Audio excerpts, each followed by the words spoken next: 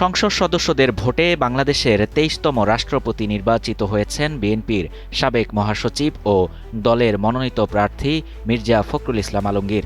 ভোটাভুটিতে প্রতিদ্বন্দ্বী প্রার্থীর সঙ্গে ১৬৭ ভোটের ব্যবধানে তিনি জয়ী হন।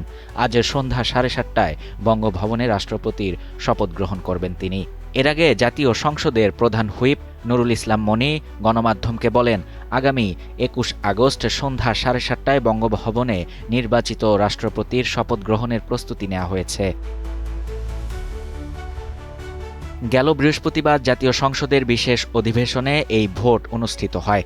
দুপুর ২টা থেকে বিকেল ৫টা পর্যন্ত ভোট গ্রহণ করা হয়।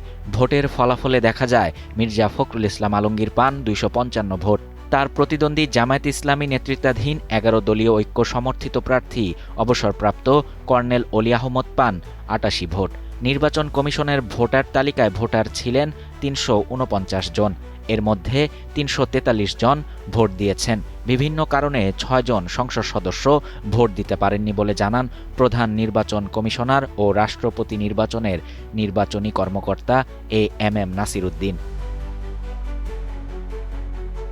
এদিকে দেশের ২৩তম রাষ্ট্রপতি মির্জা ফখরুল ইসলাম আলমগীরকে নির্বাচিত ঘোষণা করে প্রজ্ঞাপন জারি করেছে নির্বাচন কমিশন ইসি। বৃহস্পতিবার সন্ধ্যায় ইসির সিনিয়র সচিব আক্তার আহমেদ স্বাক্ষরিত এ সংক্রান্ত প্রজ্ঞাপন জারি করা হয়।